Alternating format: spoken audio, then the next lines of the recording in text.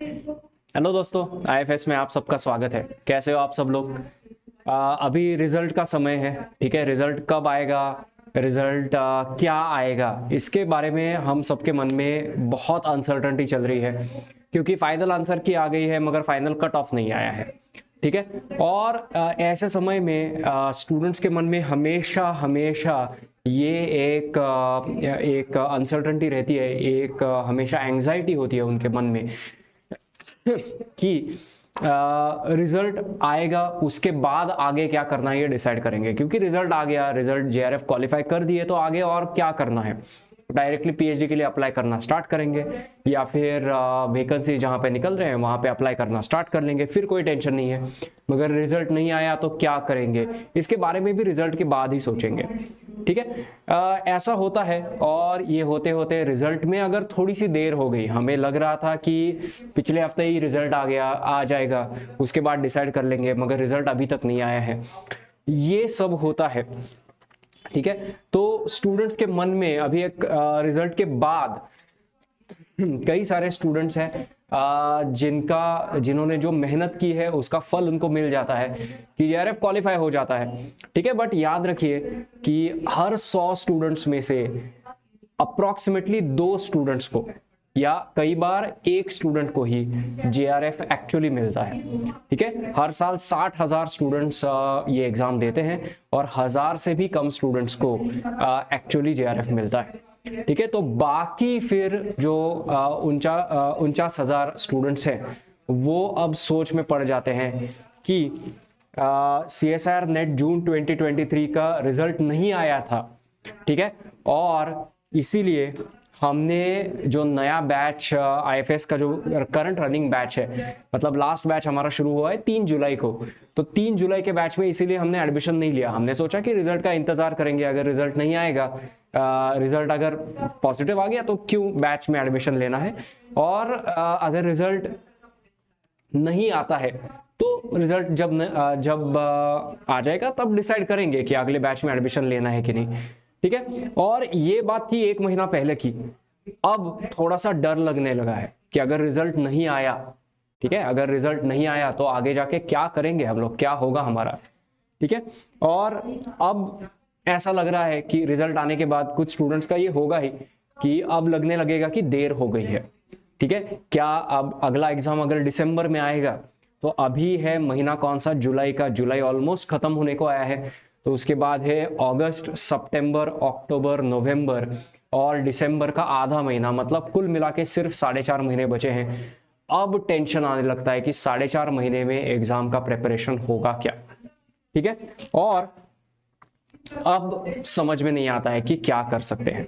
ठीक है, अब यहाँ पे थोड़ा सा ये रिजल्ट के बाद होगा, तो इसी बात को ध्यान में रखते हुए, ठीक है, हमारी तो हमेशा ये एक्सपेक्टेशन है, हमारी बेस्ट विशेस सबके साथ है कि इसी बार में सबका जेआरएफ निकल जाए।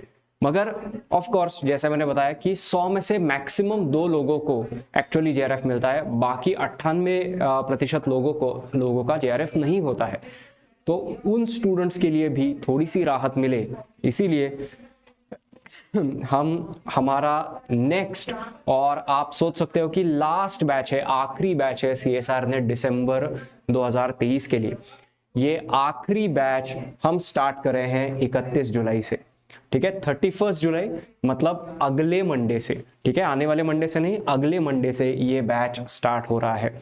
ठीक है, और इस बैच में जो स्टूडेंट्स एडमिशन ले रहे हैं उनका मैक्सिमम सिलेबस CSIR नेट के एग्जाम से पहले, जो सबसे हाई वेटेज टॉपिक्स है, वो हाई वेटेज टॉपिक्स एग्जाम से पहले पूरे करने की हमारी पूरी कोशिश रहेगी, ताकि एग्जाम के टाइम पे ऑफ कोर्स, मतलब आप अगर पूछोगे कि पूरा सिलेबस क्यों नहीं होगा, पूरा सिलेबस होगा, आपका सब्सक्रिप्शन एंड होने तक होगा। 6 महीने का सब्सक्रिप्शन है, 5-5.5 महीने में ये सिलेबस खत्म हो जाता है, बट एग्जाम को सिर्फ 4.5 महीने बचे हैं। तो सबसे हाई वेटेज टॉपिक्स हम पूरे करने की पूरी कोशिश करेंगे। ठीक है, एक्चुअल एग्जाम से पहले, क्योंकि अगर हमने सिलेबस दौड़ाया तो कोई कुछ भी ठीक से नहीं होता है, तो हम पूरा जस्टिस देकर सिलेबस इस बैच में कंप्लीट कराएंगे। और जो हाई वेटेज टॉपिक्स है उनसे मैक्सिमम मार्क्स आपको एग्जाम में मिल सके, इसकी हमारी पूरी कोशिश रहेगी, इसी में हमारे सारे एफर्ट्स लगे रहेंगे। ठीक है, और मेरी बात पे यकीन करना कि पूरा सिलेबस करने की जरूरत भी नहीं है। अगर कुछ चंद हाई वेटेज टॉपिक्स अगर आप प्रॉपरली करते हो तो उसी में जेआरएफ निकल जाता है। सिर्फ जेआरएफ नहीं निकलेगा, टॉप 50 में भी रैंक आएगा। ठीक है, और उसी बात को ध्यान में रखते हुए ये कोर्स हमने डिजाइन किया है। ठीक है, कि पूरा सिलेबस तो आपका कंप्लीट होगा, मगर एग्जाम से पहले सबसे इंपॉर्टेंट टॉपिक्स जो है वो हम कंप्लीट करने की पूरी कोशिश करेंगे, जान लगा देंगे उसके लिए। ठीक है, तो इस कोर्स में आपको सारे लाइव लेक्चर्स मिलेंगे, उसके साथ साथ daily practice paper, test, discussions, उनके साथ साथ हर लेक्चर के टीचर हैंडआउट्स, पीडीएफ्स, ये सब मिलेगा ही जैसे पहले मिलता था। और आईएफएस का अब एक नया ऐप आ गया है और स्टेबल ऐप आ गया है। शुरुआत में कुछ दिक्कतें आई थी इस ऐप में, अब ये सारी दिक्कतें हट गई हैं और जैसे बादल हटने के बाद एक सनशाइन आपको नजर आता है, वैसा ये ऐप आपको बहुत बड़ी राहत देगा और एक बेहतरीन कंपेनियन बनेगा आपके सीएसआर नेट के प्रिपरेशन में। ठीक है, तो रिजल्ट का इंतजार करिए, जो रिजल्ट के लिए रुके हुए थे टेंशन में मत आइए। तो एक और आखिरी मौका आपके लिए बचा है, 31 जुलाई को हमारा, सोच सकते हो कि दिसंबर 2023 के लिए आखिरी बैच है प्रिपरेशन का, तो ये बैच हम स्टार्ट कर रहे हैं। ठीक है, तो रिजल्ट के बाद ध्यान में रखना 31 जुलाई का ये बैच है। और इस बैच में जो एडमिशन्स ले रहे हैं उनको याद रखिए फ्लैट 30% ऑफ भी है। IFS 30 प्रोमो कोड यूज करोगे तो जो बेस फी है उस पर फ्लैट 30% ऑफ भी आपको मिलेगा। ठीक है, तो रिजल्ट का इंतजार करते हैं। मुझे लगता है अब ज्यादा दिन नहीं बचे हैं रिजल्ट को, तो जैसे ही रिजल्ट आएगा आप डिसीजन ले सकते हो कि आगे क्या करना है। अगर आपको ऐसा लगे कि सीएसआर नेट का एग्जाम फिर से देना पड़ेगा दिसंबर 2023 का, या फिर गेट की एग्जाम की भी तैयारी कर रहे हो, तो इस बैच में इमीडिएटली जाके एनरोल कर लीजिए। ठीक है, तो इस वीडियो को जितना ज्यादा हो सके शेयर करना। ठीक है, जिन आपके दोस्तों के मन में भी ये अगर समस्या है कि अरे नेट के रिजल्ट के बाद अगर रिजल्ट नहीं आया तो क्या करेंगे, सारे बैचेस जो है वो शुरू हो चुके हैं, सिलेबस आगे बढ़ चुका है, तो टेंशन मत लो, IFS आपके साथ है।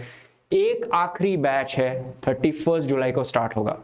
ठीक है, तो ये सोच के ही आपका टेंशन दूर हो जाएगा और आप रिजल्ट का थोड़ा ठंडे दिमाग से इंतजार करोगे। Thank you for watching and happy learning.